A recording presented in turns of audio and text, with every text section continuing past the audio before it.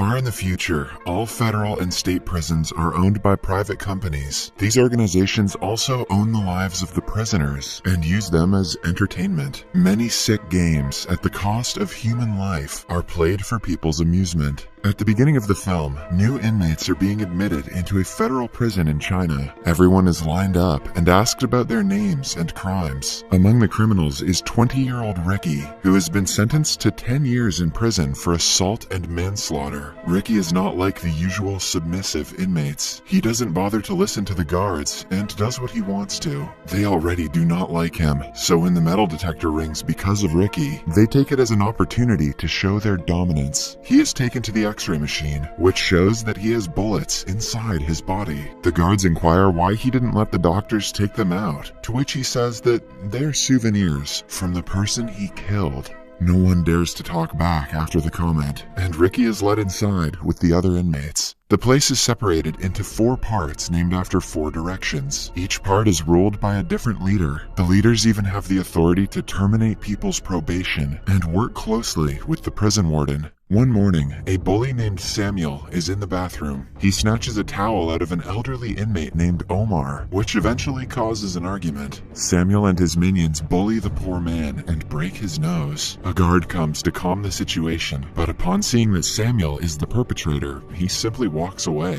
Riki watches the incidents unfold from the door and sticks his foot out, causing Samuel to fall on a spiky piece of wood. Samuel's face is impaled on the spikes, but he survives. The minions try to intimidate Riki, but seeing that he is not scared of them, they resort to taking care of their master instead. A while later, Samuel's injuries are bandaged, but his will to take revenge does not die. He knows that he cannot beat Rocky on his own, so he hires the best assassin in the prison, the Mad Dragon. He is a morbidly obese maniac who has killed over 50 inmates. Currently, Mad Dragon is in solitary confinement, so Samuel pulls some strings to get him out. At night, Mr. Omar's dead body is found hanging from the hallway ceiling. It is revealed that Samuel terminated his probation and made it so he would have to live in prison forever. The poor man was arrested for hitting someone with his car. The man who was injured was a police officer, which is why Omar got the longest jail sentence possible. For years, he waited to meet his family again, and when he was told he would never get to see them, he committed the unthinkable. The next morning, Mad Dragon is let out of confinement. He approaches Riki in the bathroom and slams him into the wall. Riki, in turn, punches him once and guts him with bare hands. The giant falls to the floor as his intestines slide out of his body. Similarly, when Samuel tries to interfere, Riki kills him by punching a hole in his stomach. The entire place is covered in blood, but the guards are calm as usual. Before they bring Riki away, the leader of the West Wing, named Hai, approaches him. Hai invites Riki to his gang since he has admirable fighting skills. Riki doesn't care about the lousy gang system, but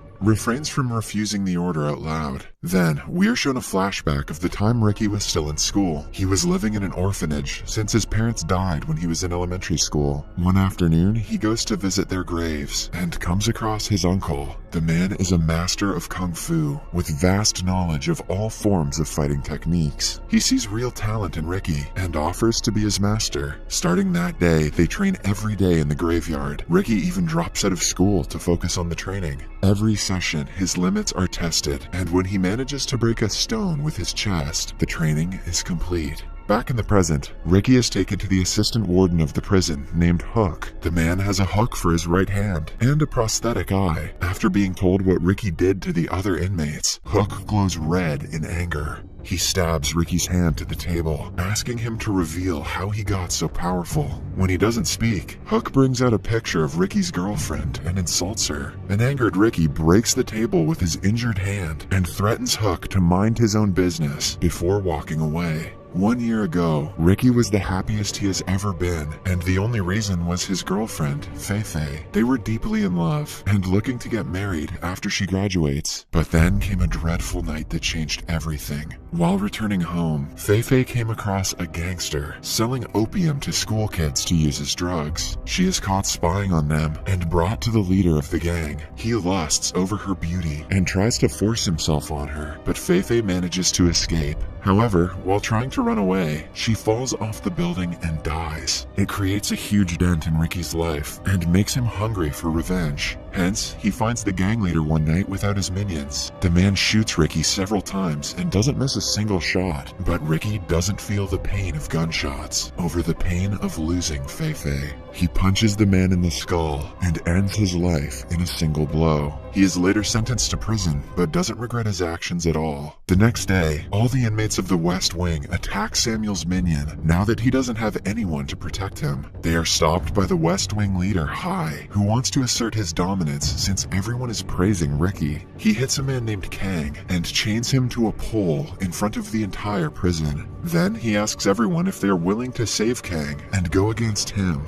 The inmates want to help their friend, but are terrified of being the leader. Hai thinks that he has made his point until Riki comes forward to oppose him. They get into a fight that turns into a bloodied match pretty soon. Hai plays unfair and uses a powder to blind Riki. He also cuts a vein in Riki's arm and paralyzes it. But Riki soon overcomes the obstacles by cleaning his eyes with water and tying his vein into a knot. After that, he smacks Hai on the back of his head, which makes his eye fall out. Hai sees that he is about to lose, so he makes a cut in his abdomen and brings out his intestines. He wants to use them to strangle Riki, but the plan fails. In the end, Hai dies, and Riki celebrates his victory by bringing Kang down. Suddenly, the leaders of the other three wings arrive in the field. They protect the assistant warden, but do not attack Riki just yet. The next day, Riki sees a man named So sitting alone outside. He sits beside the guy and finds out that his tongue was cut off by one of the leaders. He cannot talk, so Riki gives him his flute. So in turn hands him opium leaves. On investigating where they came from, Riki discovers that the South Wing leader and Hook are secretly growing opium in the South Wing of the prison, which is sold to school students. Since Fei-Fei's death was also related to opium, Riki makes it his mission to end the farm.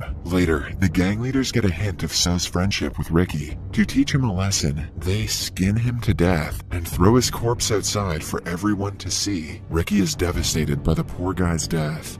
At night, he goes to the South Wing and sets fire to the entire opium farm. The fire grows, burning all of the stock. The South leader attacks him in anger, and a fight starts between the two. Riki is overpowering him until the other leaders arrive and attack him all at once. The South leader is the brain of the group. The North leader specializes in string art and can slice people in half with a roll of thread. Meanwhile, the East leader is the most powerful one of them all. Using their combined fighting skills, they manage to capture Riki and lock him in a room. The East leader unknowingly enters the room to fight him one-on-one. He regrets the decision when the room starts filling up with wet cement. It was Hook's plan to kill Riki, but he manages to save both his and the leader's life. Then he challenges Hook to be a man and fight one-on-one, but soon the cement in his body hardens and restricts his movement. As a result, Riki is yet again captured. The next day, the warden of the prison returns from his trip to Hawaii. He has brought his spoiled son, Wong, with him. Because of his weight, Wong trips on the carpet.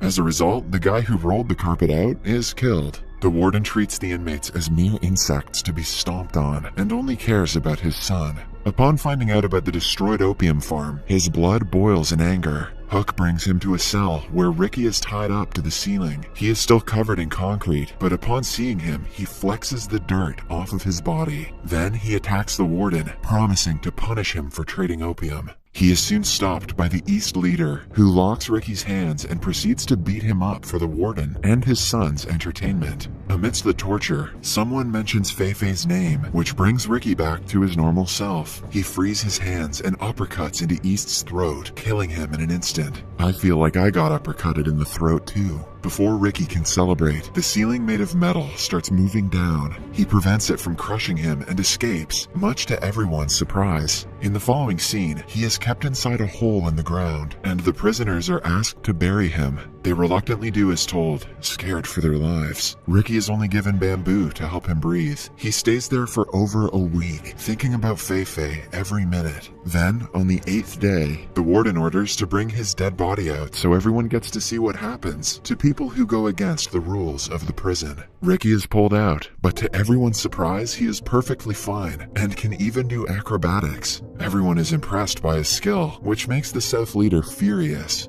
Alongside hatred, he is also jealous of Riki's mastery. When everyone is distracted, he knocks Riki out in one go and captures him. After that, Riki is held in a death trap that will kill him if he tries to move. The warden is impressed by Riki's tolerance. He asks him to join the gang, but Riki in turn insults him. This is followed by a brutal torture inflicted on him by the South leader. He puts blades into Riki's mouth and punches him repeatedly. When he finally stops, Riki spits the blades into the warden's face, refusing to give up. At night, one of Riki's supporters brings him food with a message that asks him not to give up yet. However, the assistant warden gets hint of this and kills the guy with a hook in his throat. He then goes to Riki's room to show him the aftermath of the death, but is in turn attacked. Hook's supporter is punched in the skull, which breaks in half because of the impact. After that, Hook's only eye is stabbed and his hand is cut off. All the prisoners riot against the warden and fight the guards when they try to interfere. Somewhere else, the warden and his son are in the kitchen area. The warden hears an inmate complaining about the food his son eats. To teach the man a lesson, he puts his hand inside the meat grinder, making a bloodied mess in the process. All of a sudden, Riki enters the room and takes a stand against him. They are joined by South and North leaders who attack Riki. Another fight ensues between the three, but this time, Riki manages to overpower both of them. The South leader is killed after all of his limbs are torn off. The one other runs away in fear, and at last, only Riki and the warden are left alive. It seems to be a one-way fight before the warden somehow turns into an ugly giant and attacks Riki. The fight goes on for some time before Riki pushes him into the meat grinder until only his head is left unshredded. Following the death, Riki walks outside with the head to announce his victory. In the last scene, he breaks the prison wall and all the prisoners escape.